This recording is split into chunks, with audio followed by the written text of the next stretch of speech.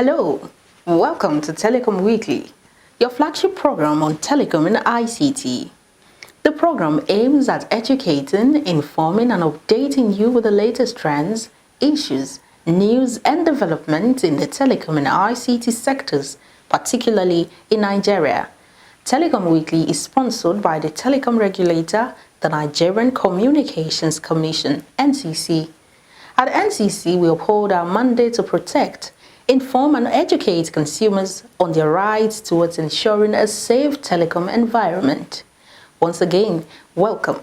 I am your host, Oluwatobi Enitan.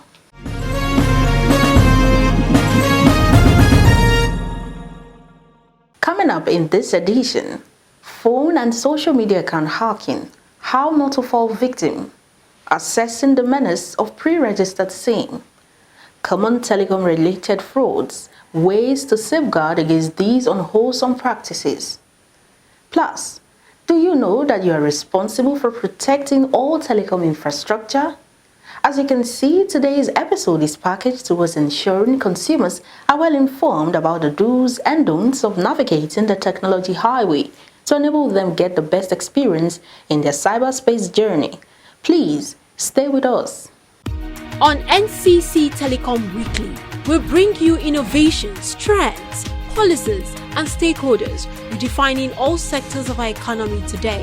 Here, you will see the actors, policymakers, and creativity that will shape your mind and businesses for growth in line with today's reality. Join us every Monday on NTA Network, 10 p.m., and every Friday on Radio Nigeria FRCN Network, 8 p.m. NCC, Connecting Nigeria. The rise in phone and social media hacking has become a great source of concern to Nigerians. The unfortunate development has led many Nigerians falling prey to the activities of online predators who capitalize on the vulnerabilities of telecom consumers. Our first story tells us about the criminal trend and provides tips to avoid becoming a victim.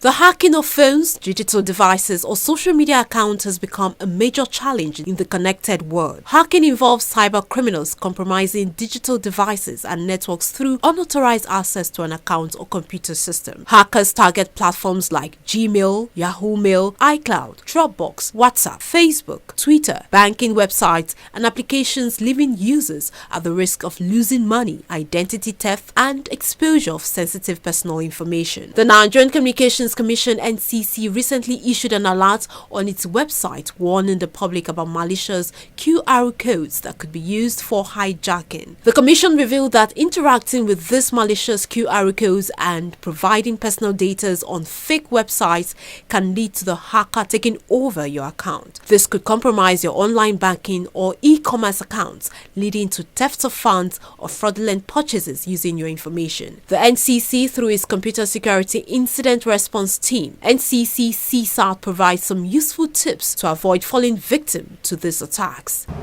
This team, which is not as usual the team that we're aware of policemen or military men and so on and so forth, is made up of computer networks. Okay, computers networked in such a manner as to keep at bay instances of cyber security attacks, specifically on the telecommunication networks provided by mobile network operators, but generally to render the kind of assistance that will result in what we call strategic collaboration and partnerships with other agencies of government. So the CSAT should be seen in that light, that while it will be providing protection from cyber attacks on telecommunications networks in the country, it will also collaborate with other agencies of government, both within the sector and with other agencies outside the sector, in order to ensure the protection of Nigeria's cyberspace. One crucial measure is setting up multiple factor authentication, which adds an extra layer of security by requiring additional authentication factors to log on into your account. Users are also advised to take note of web addresses on forwarded links to avoid being redirected to fraudulent sites. Additionally, the NCC advises users to manually type URLs while making payments rather than scanning QR codes that may redirect them to malicious sites. The ICT expert tells us more about the need for everyone to take the necessary steps to protect themselves from this threats. Hacking is in different phases, especially when you want to talk about the ethical part of it. We have the information gathering, which is called reconnaissance, which is the phase 1. Then the phase 2 is scanning, gaining access, phase 3, maintaining access, phase 4, then 5, clearing your track. Now this is following ethical standards.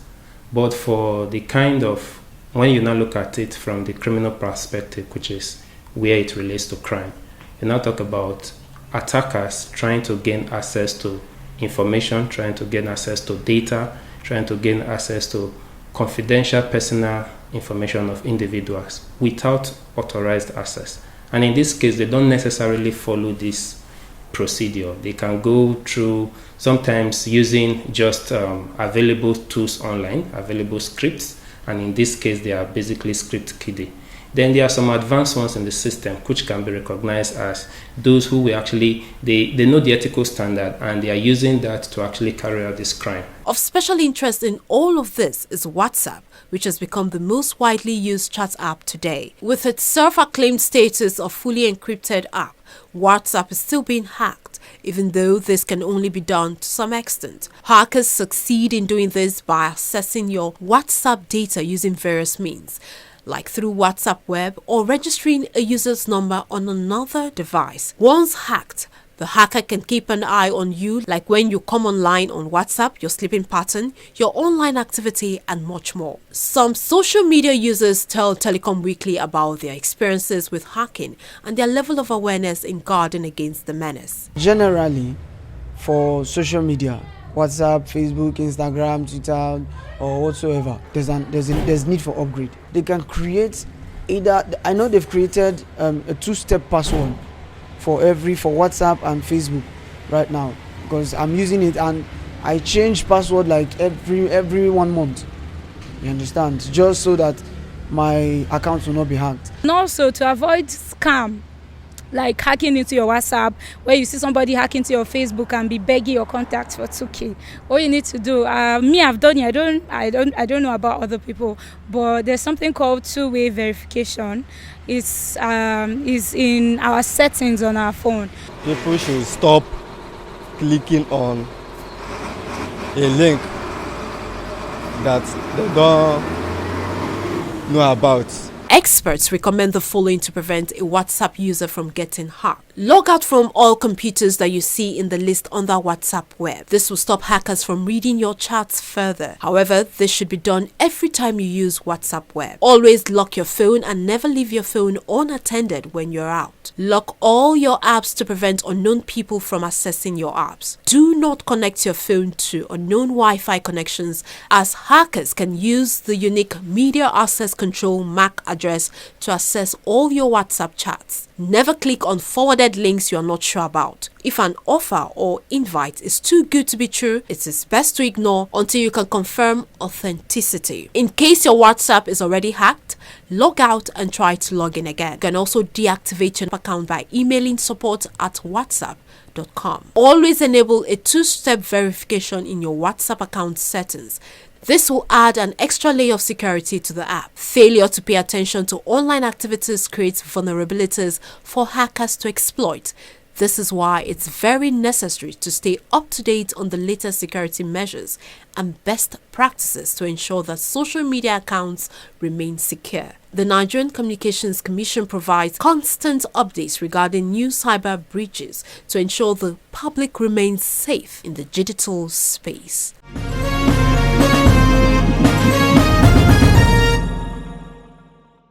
You can always be a part of this program by joining us via our multiple social media platforms.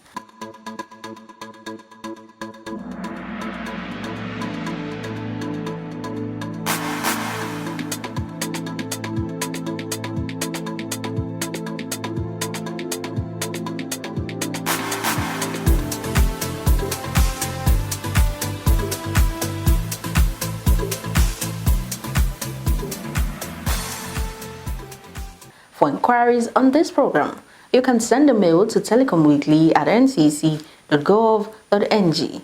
For further details about the activities of the Commission, visit www.ncc.gov.ng.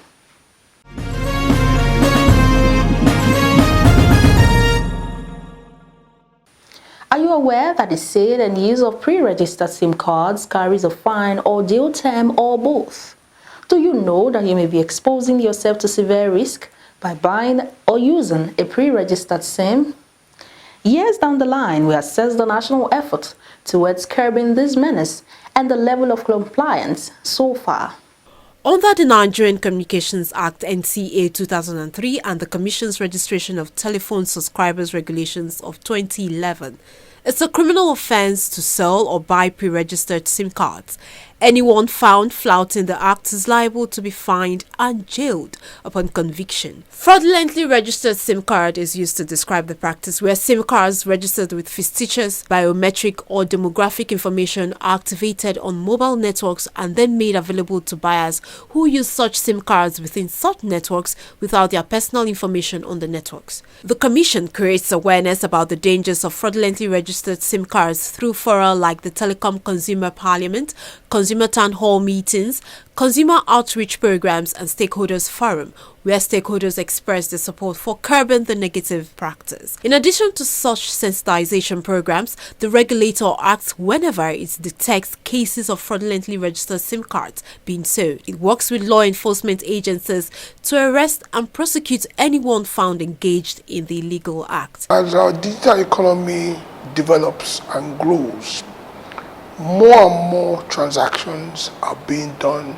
online, whether it's financial banking transactions, whether it's e-commercial transactions, whether it's even, I understand now, if you want to import a car to pay duty again, all of these transactions are being done online. Therefore, it's important that we are able to determine exactly who is accessing our telecommunication networks. It's important that when people are interacting with others in the digital space, they have some certainty that the person that they're dealing with is a real person. Again, you know, artificial intelligence is a growing body. So it's important that if you are dealing with somebody, you have some level of certainty that the person you are dealing with is who and what they purport to be. That will also give us some certainty that everybody who has access to a telephone line in Nigeria and who is conducting their personal, business and daily life and other activities along the Nigerian telecommunication networks, we have certainty that those people are who they say they are. And this will give security to all of us. We'll enable our children to be safe online. We'll enable people, our merchants, to have confidence that people they are transacting business with are who they say they are and that they will get paid for their goods. The Commission also collaborates with other agencies of government like the Central Bank of Nigeria (CBN), the Nigeria Police Force, the Nigeria Security and Civil Defense Corps, and the judiciary. Not long ago, the NCC, through Mr. Ruben Moka, Director of Public Affairs, had cause to revisit the issue where he reiterated the Commission's hard stance on the unwholesome practice. According to the NCC spokesman, a recent monitoring and enforcement exercise by the Commission resulted in the arrest and prosecution of some persons who have been convicted for their involvement in fraudulent SIM card registration. Most of these Yahoo boys, they prefer to go and get pre-registered SIM card, use it to do whatever they want to do, steal from people. So this introduction of NIN has really reduced patronage in getting all such kind of SIM card that has not been registered. Most people, especially in villages, most people, they don't register their NIN, so they find it difficult to, make registrations, because somebody can use your data to put you into trouble. So people are finding it difficult to accept helping somebody to register his or her SIM card using his or her NIN. The NCC has reiterated that the sale and use of fraudulently registered SIM cards are illegal, while reminding members of the public to take note of the subsisting laws, regulations, subsidiary legislation and guidelines guiding SIM card registration in Nigeria.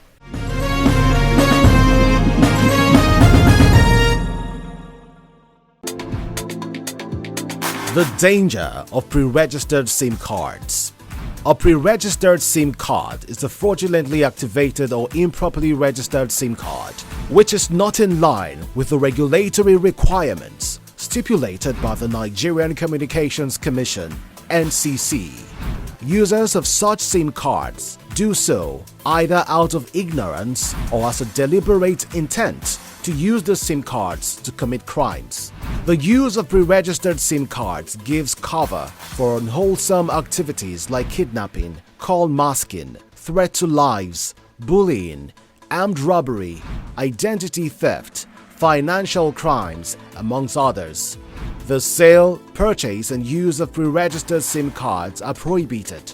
Due to fraudulently activated SIM cards, many genuine subscribers have become victims of armed robbery, kidnappings and financial crimes, requiring concerted efforts to address the menace. The Commission carries out periodic enforcement and audit exercises to check the prevalence of pre-registered SIM cards. It also collaborates with the mobile network operators (MNOs) and security agencies to apprehend and prosecute offenders.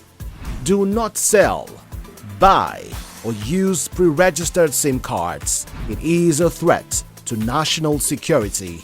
NCC, connecting Nigeria.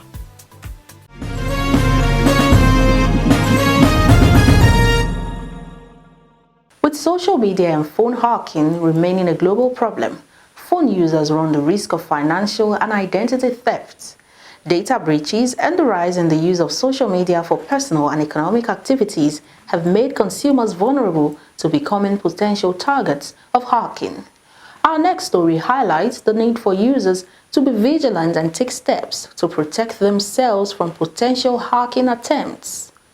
Have you ever received calls from a certain engineer asking to partner with you to clear a consignment? Or the nice-sounding papa who keeps praying for you while trying to get your personal details off you? What about the links that will lead you to your millions? Or you could just click on that open Wi-Fi used to bait innocent individuals into fraudulent traps. It is common knowledge that modern financial transactions cannot be effectively carried out without leveraging on the tools of information and communication technology, ICT. Telecom-related fraud in Nigeria has been a cause for concern and has affected both individuals and businesses. In Nigeria, fraudsters often exploit vulnerabilities in the system to carry out various fraudulent activities. Here are some common types of telecom-related fraud in the financial ecosystem in Nigeria. SIM card swapping. Fraudsters use social engineering techniques to transfer a victim's phone number to a new SIM card in their possession.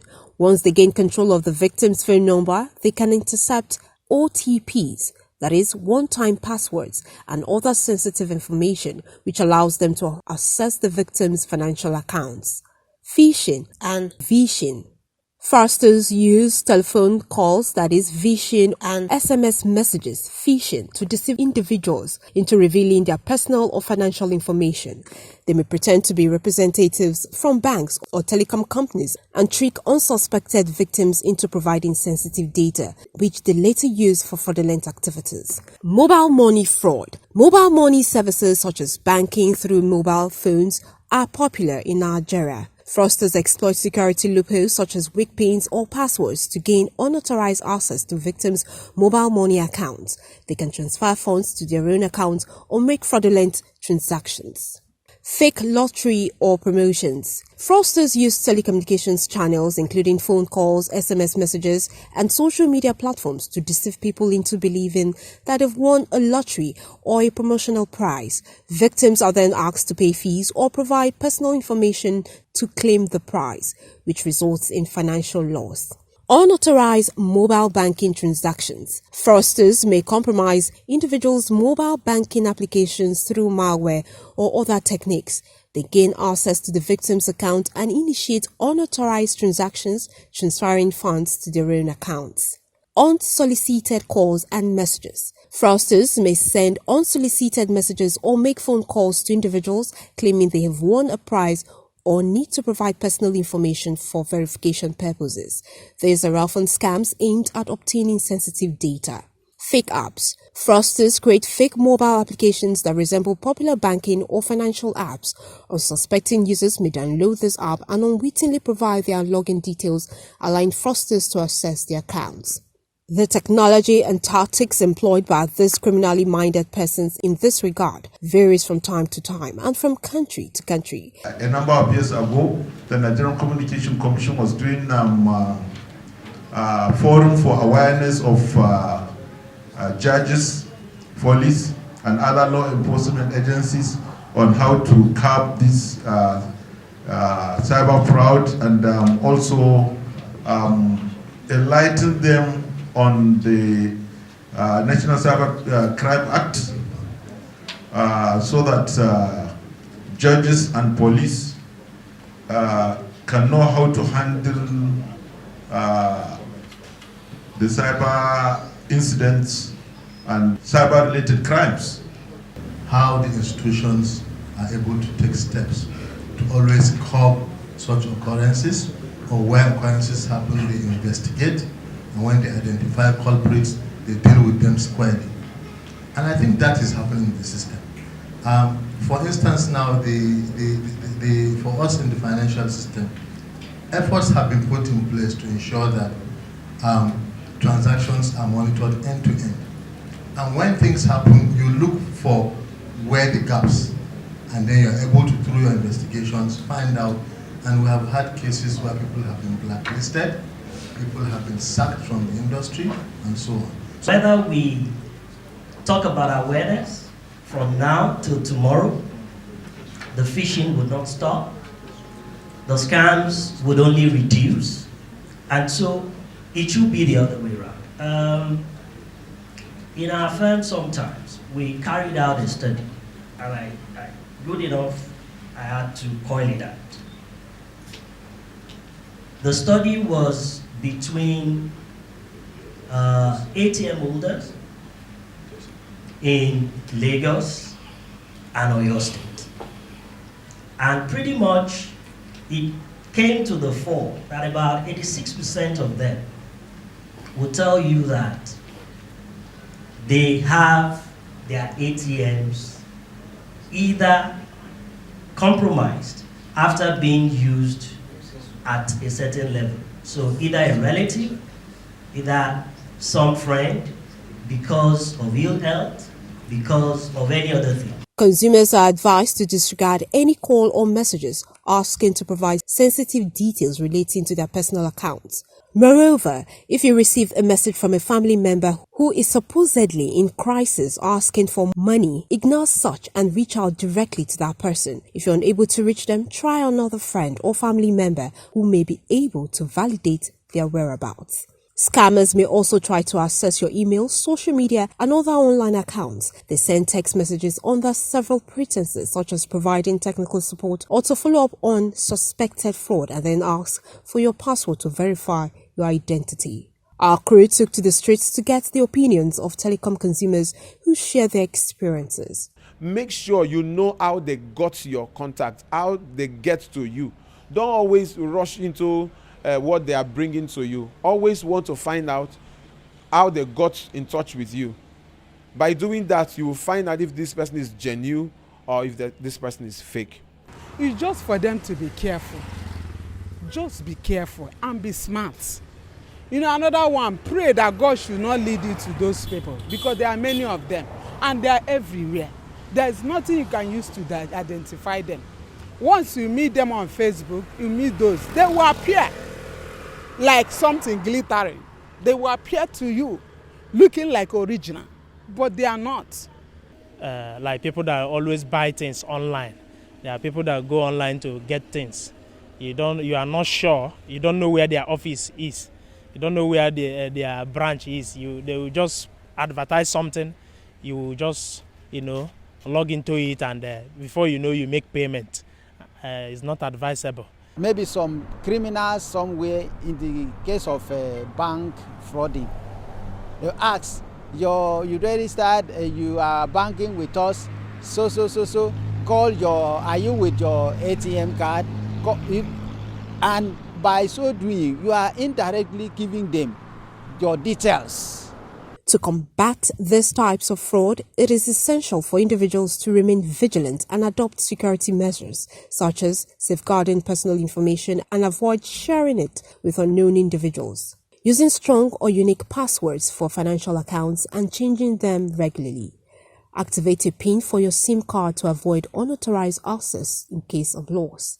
Verifying the authenticity of calls, SMS messages, or emails before providing any personal or financial information. Keeping mobile banking applications and devices up to date with the latest security updates. Being cautious about clicking on suspicious links or downloading attachments from unknown sources.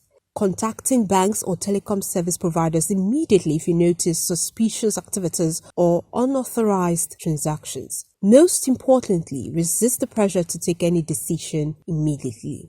Financial institutions and telecom service providers also play a crucial role in preventing fraud by implementing robust security measures, conducting regular awareness campaigns, and investing in advanced fraud detection and prevention systems. Government authorities in Nigeria have also enforced strict regulations and are collaborating with stakeholders to effectively combat telecom-related fraud. If you suspect any telecom-related fraud, it is crucial to report it immediately to the relevant authorities, your financial institution or telecom provider. They can investigate the matter and take appropriate actions to protect your account and prevent further fraud.